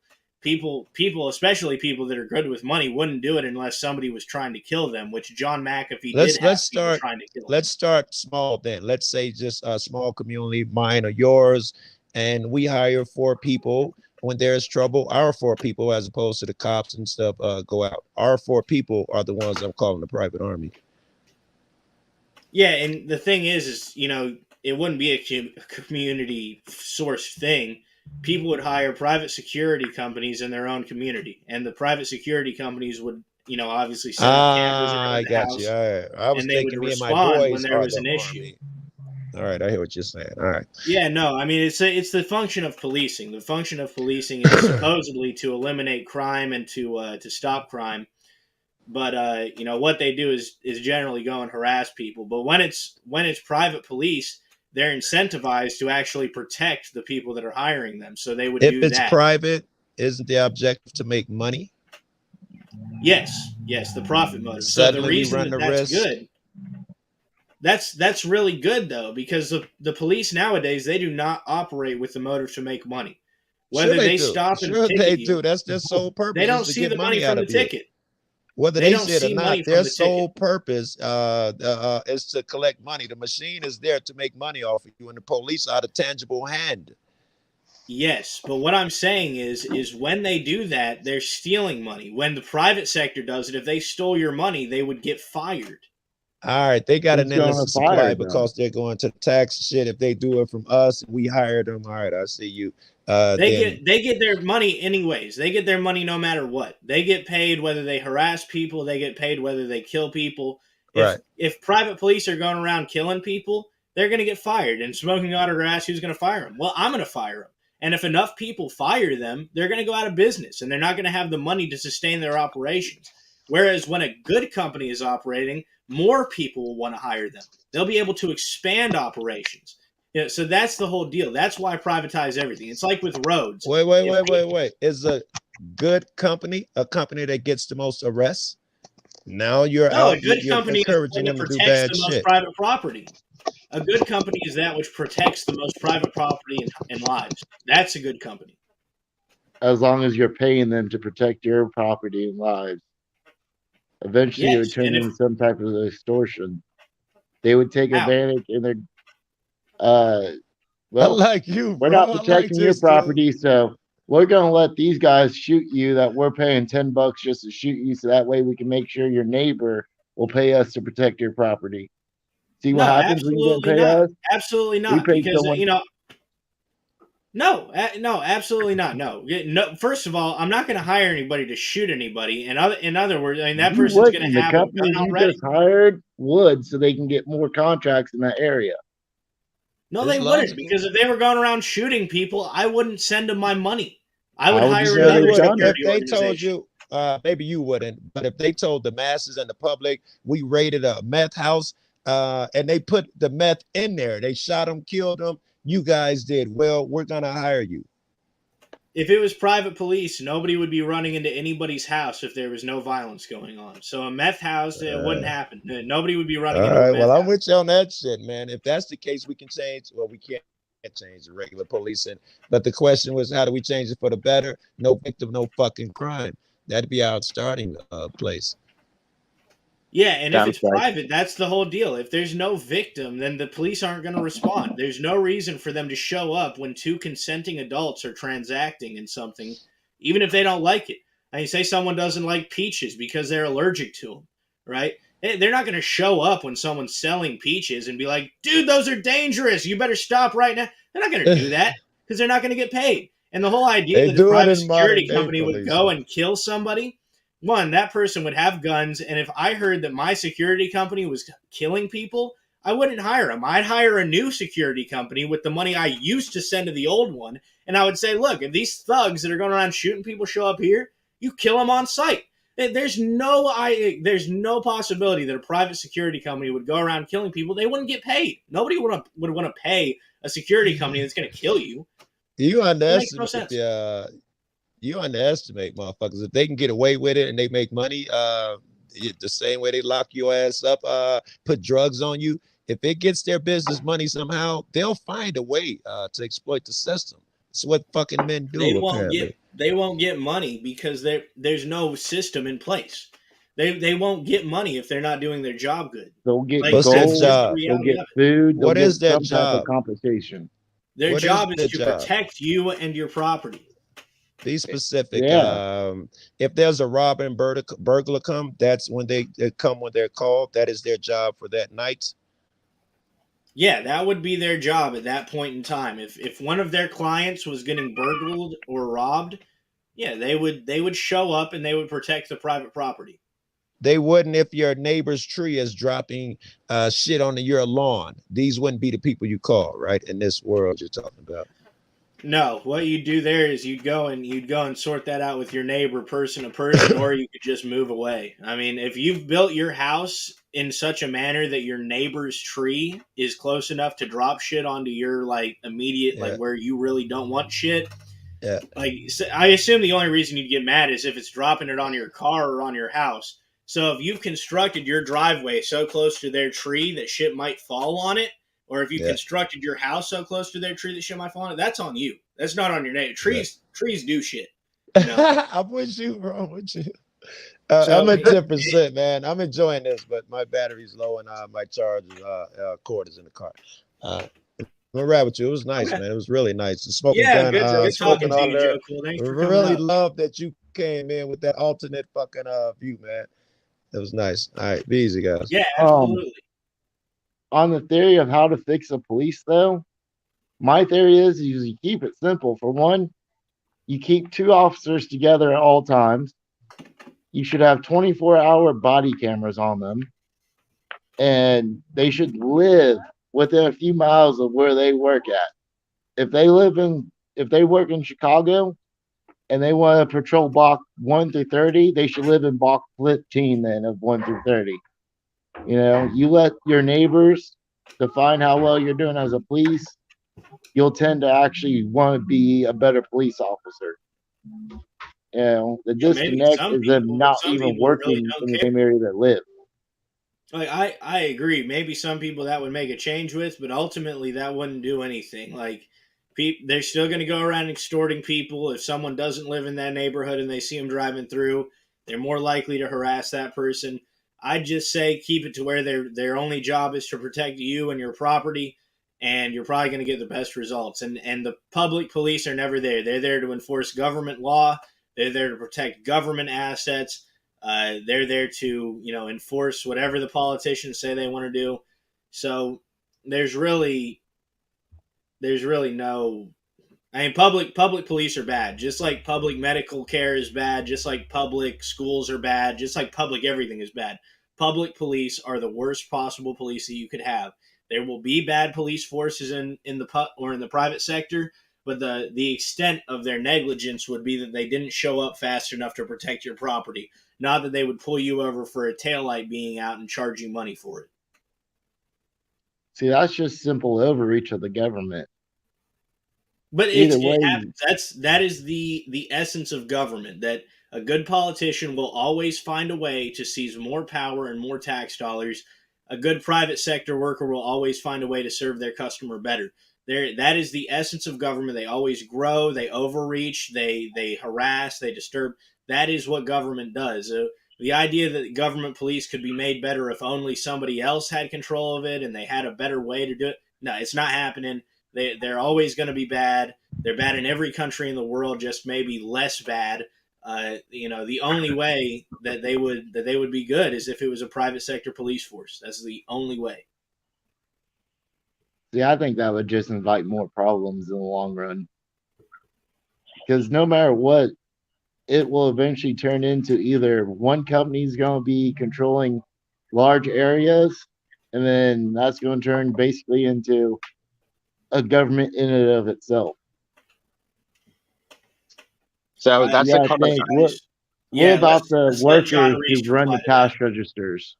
How are they going to afford private police when, so is their company supposed to provide the private police for them? And then how's that going to affect population control? So it's a common argument that I hear, that like the free market cannot solve protection, and all private policing is protection, right? So a lot of people, I'm assuming most of us in this chat, would be pretty okay to protect ourselves, right? We probably are pretty proficient with firearms. We probably know how to use them and carry them. So we're going to be able to protect ourselves. The question then becomes, how does the market protect the people who are unable to protect themselves? So this could be disabled people. It could be very, very young people. It could be very, very old people, or it could be those who choose not to defend themselves, right? So there's multiple solutions in a free market. So there's multiple solutions in a free market, right? So one example could be you pay a private security company, just like a business now would pay a private security company, to make sure their money gets from point A to point B, right? And their only job is to ensure the money gets there safely. Same thing happens and stuff, or would happen in a free society, to make sure, as an example, with the ultra rich, how they live in gated communities, the private security protects the gated community and protects the people within the gated community. And they have contracts with the people who live in the gated community that stipulates these actions must be done or they're in breach of the contract. And if they are in breach of the contract, they can be sued and found negligent for breaking those contracts, right? So that's basically what will happen in a free society, is only the best rise to the top. Like in any kind of free market, if you have a business that's providing poor quality service or poor products, they go out of business because people don't want their poor products or poor quality service. So in the defense industries, the same thing would happen, right? And so people then can voluntarily interact with these organizations, sign contracts. A public example is the school shooting that just happened, right? In a free market, it would be dictated that the police officers, in this case, the private security personnel, would have to protect the students. And if they did not, they would be held liable for their failure. As we know, in the government-controlled sector, they are not held liable because they have no duty to protect. You cannot sue them for their negligence. But in a free market, you can. And so since only the top companies can rise to the top, they're going to have very little, if not any, corruption, because as soon as a private company is exposed to selling snake oil or corruption, the media, or in this case, in a free society, it would be the media through Instagram, Facebook, so forth, right, or even on TV, would expose them as being corrupt, which then would get people to pull their money out of the company and refuse to financially support that company anymore. So does that make sense? Yep.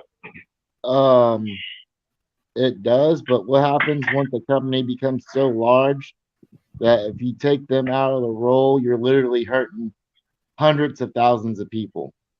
So other companies would come up exceedingly quickly to fill that demand. It's like when a tree falls in a forest and all of a sudden there's a massive. Why would they do that for a large group of people who don't have money because one corporation? Well, if they had money to support, if they had money to pay this other company, why don't they have money to pay this new company? Because they worked for that company. If it wasn't for that company, they wouldn't be able to do anything, you know.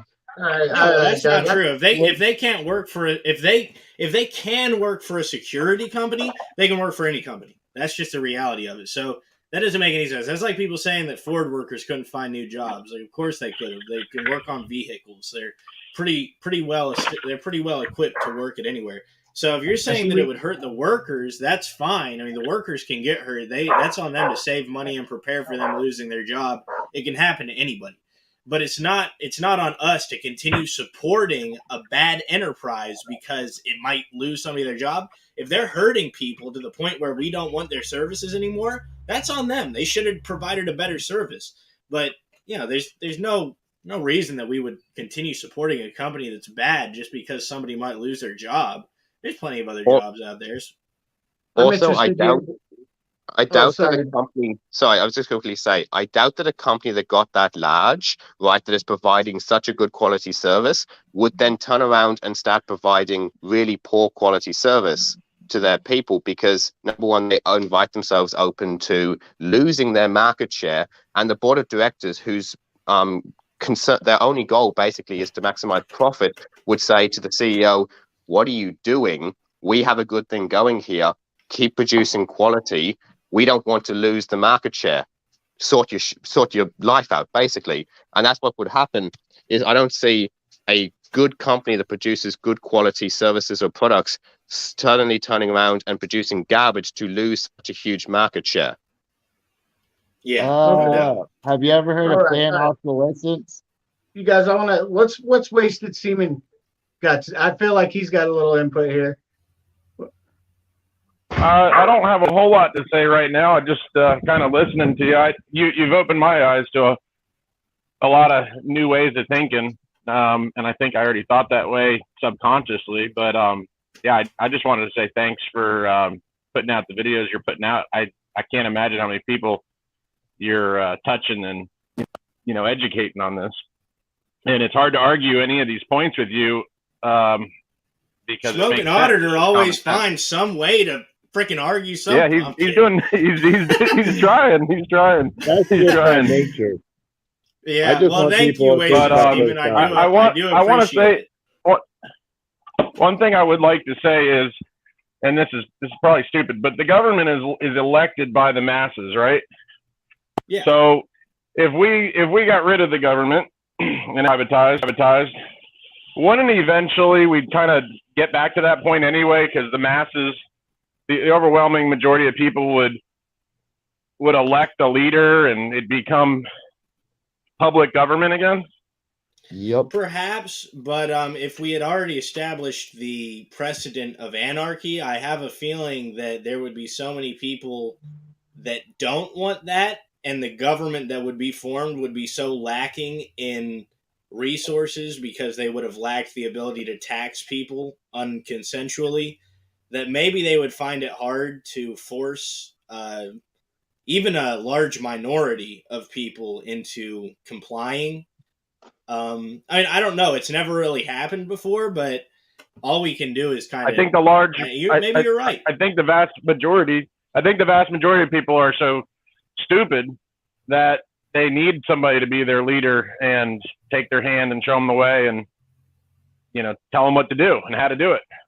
Yeah, and in an anarchist society, there would still be leaders. I mean, especially now, there would be people who say, "I don't want a leader. I'm going to buy my own land and live my own way." But there would be people in communities that would say, "Look, they'd ask other people what to do. Maybe they'd pay people for advice, kind of a guru setting." I mean, there would still be leaders. They just wouldn't be able to force themselves upon people unconsensually. Right. Now, maybe they want a huge national leader. I don't know. But I have a feeling that if we actually went and tried anarchy, or as John Reese likes to call it, voluntarism, that people would kind of see, like, look, this isn't that bad in the first place. Maybe I'd like a local government, but maybe the federal government wasn't necessary to begin with. And, I don't know. I can't say for sure how it would go down because it's all based off of human action, and that's super unpredictable. But I'd just say, this has failed so many times. Let's just try not doing it once. Maybe you're right. Maybe you would go back to it, but what's the harm of just trying it one time? Well, I personally posit to that position that if enough people had woken up to the reality that government is a belief system, that some people have superhuman rights, and as such, that enough people no longer believe that to be true, right, that the society has then become free, anarchic, voluntarist, whatever we want to call it, right? The human society very rarely, if ever, goes backwards in a well-held belief. So as an example is we used to believe that putting human beings into fields without their consent because of the pigmentation of their skin was moral and okay. Nobody today, or very few people, a tiny, tiny minority, believe it's somehow acceptable to go back to that, right? Same thing as societies used to believe if you threw a virgin into a volcano, that would be somehow acceptable. Nobody is saying to go back to that. So I think once you get to the point where enough people have realized this and you have that society, the chances of going back and saying, oh, no, actually, I believe that some humans have superhuman rights and can rule us would be highly unlikely. Yeah, Right. Like I said earlier, how can you prove that we don't already live in a voluntary society here? We just voluntarily do what the 51% does or says is right. It's always the voluntary society of the voluntary group you're in. No, I don't consent to any of it. I'm not voluntarily. I do not voluntarily do anything associated with government besides walking into their buildings and filming them. That's the only voluntary thing I do that involves government. They steal my money a lot. They tell me how I've got to live. They say I can't collect the water that falls from the sky. They say I can't. They say I can't do a lot of stuff. Now there's even there's local gardening laws in Indiana that, you can't even have a garden in certain areas. So none of it's voluntary. I mean, if I try to voluntarily smoke weed, some people will come and force their way into my house without my consent, steal my weed, and take me and throw me in a cage. None of that is voluntary. We live in a completely involuntary society where you comply with the system or you will be punished. Where are you not allowed to collect your rainfall on your property? In Indiana. In barrels from probably your gutter system. As far as I'm concerned, you're just not allowed to collect it, man. And that's just the way it is here in Indiana. That's a law in Indiana? Yeah. Yeah, because my parents, they used to have like 6 or 7 50-gallon tubs that they're not tubs, they're like enclosed things, but they used to gather it for their garden, but now they're not allowed to do it.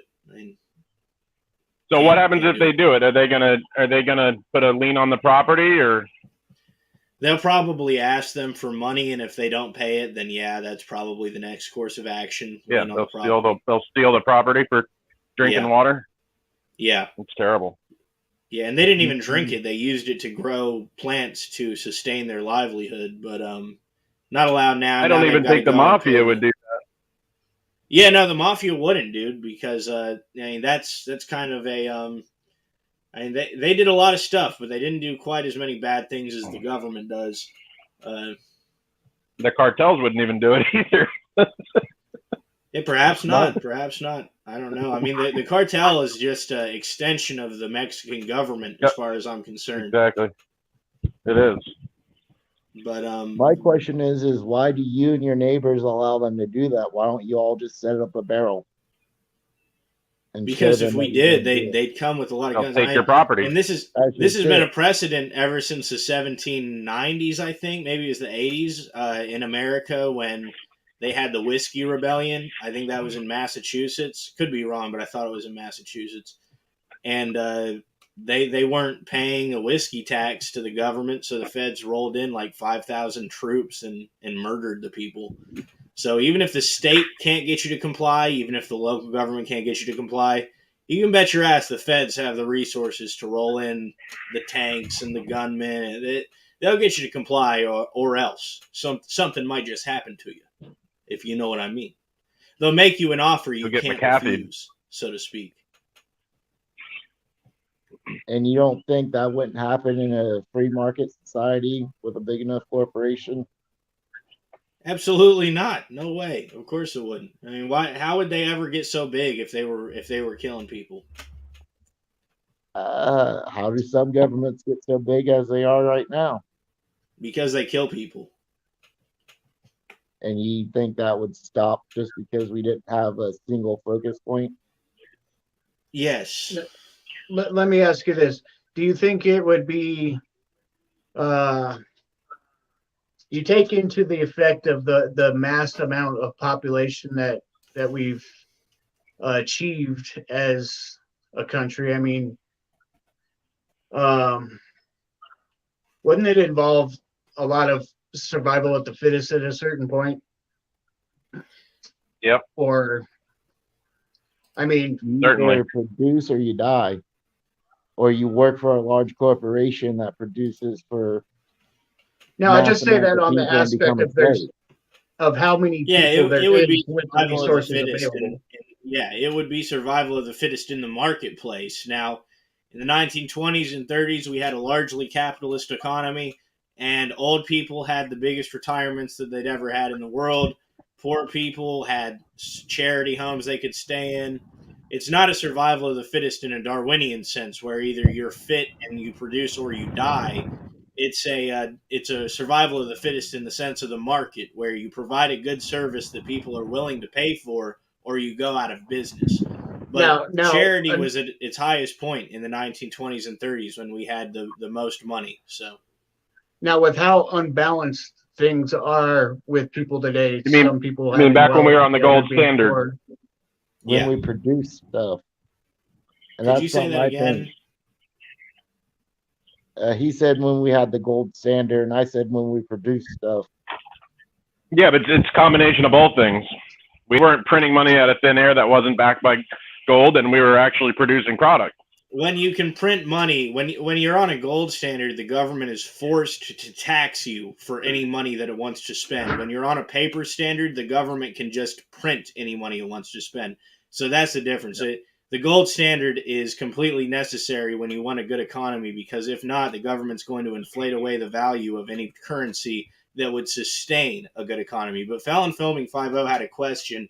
What was that question? Man, I can't even remember. I apologize. Let me think here. Go on. Oh, my phone's shutting down. Yeah, I can't remember what it was. Anyhow, We're coming up on our 2-hour mark. Are you guys got some more good topics anybody else wanted to bring to the table, or about ready to wrap this one up? I want to hear somebody debate Craig.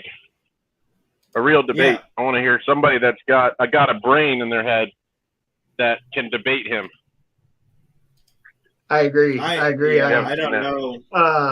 There's was a few this lawyer guy, that... this guy called FN Lawyer on YouTube. He's got a YouTube channel, and he I don't know why he's not coming on here to debate me, because I got like 20 times his subscribers. He may have gotten some subscribers from it, but I emailed him to debate me, and this is like a lawyer. He wanted nothing to do with me. So I don't know. I mean, maybe somebody wants to come. Well, that's yeah. That's probably not going to. I don't believe it. We got James Leavell, who's been in the chat spewing hate. I haven't actually had time to read his comments. Oh, yeah, he's had the option to come on the whole time. He doesn't want to. He just wants to sit there and conveniently chat with his keyboard. He doesn't actually want to have to come up and defend points under scrutiny. So, but that's okay. You know, we respect everybody's right to do that. They can say whatever they want. It can be a friendly. It should be a friendly conversation. It doesn't have to be, something. Yeah, I mean, me and Smoke and Auditor disagree all the time, but you never hear us get nasty with each other. Total respect. They just don't want. He just doesn't want to have to defend his points. He just wants to say them and then not have anybody be able to refute them. But Kyle, he's got a question for us. Kyle, go ahead and say the question. I would debate you, but not by typing. Bing, bang, bong. All right, bing, bang, bong. Why don't you debate us? I mean, we're about to wrap this live stream up. We only go till 2 hours, but yeah, we'll lock we'll drop the link. So, but I just don't see why we can't have a big long debate, bing bang bong, next week, Friday at 5 p.m. We always have these live streams. So I reached out to plenty of people to try to get them to dedicate. So if you are dedicated to having a good debate with CH, every Friday at 5. James Lee Val, your chat attacked me. Well, James, I go on Frauditor Troll's channel. I go on a lot of channels, and I get attacked in the chat, and my feelings are strong. We stay strong, and we just carry on because getting your feelings hurt over text, you're going to end up getting your feelings hurt a lot in your life. So. Mm-hmm. The subject can be, look, you can email me and we can decide a subject that you want to debate. We can debate anarchy. We can debate absolute freedom of the Constitution. We can debate what they meant at the founding of the Constitution. We can debate anything you want, man. I'm up for anything. Just as long as it's not something as ridiculous as what the Supreme Court says we can and can't do, because I ain't debating that. The Supreme Court will say we can do anything they want us to and we can't do anything they don't want us to. Nothing to do with the Constitution. So we can. Craig, do you mind talking about where who taught you this mindset? I think I heard you say that your father kind of brought most of this to light for you. No, can you go further in depth on that? He doesn't share a lot of my views. He just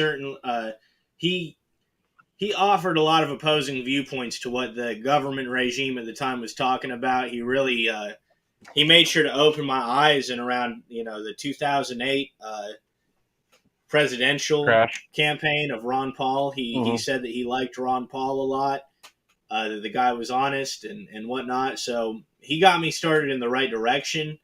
The person I say who taught me the most about this kind of stuff, it's a kind of a contest between Thomas Woods of the Mises Institute, and he's an independent author. He runs a YouTube show, the Tom Woods Show, or Peter Schiff, who is a world-renowned economist. He predicted the 2006 and 2008, 2012, 1999 bubbles and crashes. So between those two, I've learned a lot. I think a lot of people will know Peter. He goes on Tucker Carlson now. But, he is a shining light when it comes to liberty. He is a American hero as far as I'm concerned. He opened my eyes, and now I can attempt to do the same for other people. It's impressive, the wealth of knowledge and the free thinking that you have at your age. God, I didn't have that at your age, and that's nice to see that. Well, thank you, man. People call me obsessive, so maybe that's why. I just got obsessed with freedom and economics, and so this is kind of the result. But I appreciate that a lot, man. Really appreciate it. We had somebody in the chat who had a question. I thought maybe he thought it would be better to wait till next time. I think it was Kyle. Yeah, Kyle said, I'll be on text time. Essentially, my question is, to what degree do you owe the failure of our government now to the fact that we don't follow the Constitution? Well, if we had followed the Constitution since the beginning, it would certainly have been, maybe we would have reached this never. Maybe it wouldn't have ever gotten this bad. The Constitution is a fine document written by fine thinkers. The only problem is, as soon as it got passed, we started violating it. I always bring it up. 1798, the Alien and Sedition Acts, they restricted people's free speech. If you had talked seditiously about the Congress or the president, not the vice president, but the Congress or the president, you could be jailed up to 2 years or fined up to $2,000, which would equate to probably around $100,000 nowadays. So the Constitution is a fine document. It would have led us in a better direction than we have now, but it was never followed. So that's why I say governments don't work, right? If the best government ever formed was under the Constitution, what hope do they have, right? I mean, it doesn't ever work. So that's my opinion on it. But thanks for the question, man. But everybody, I think that we are about out of time today. If you like this, please share it. I want to tell everybody that I would really appreciate if you guys could go over to Felon Filming 5.0's channel. We're going to get that channel up so that everyone can see it. We're going to get the link up for it. And yes, sir. Let's see. I don't have a lot of content up there, but yeah, come on over. I will be trying to interview other auditors as well. So this will be something we'll be doing every Friday, 5.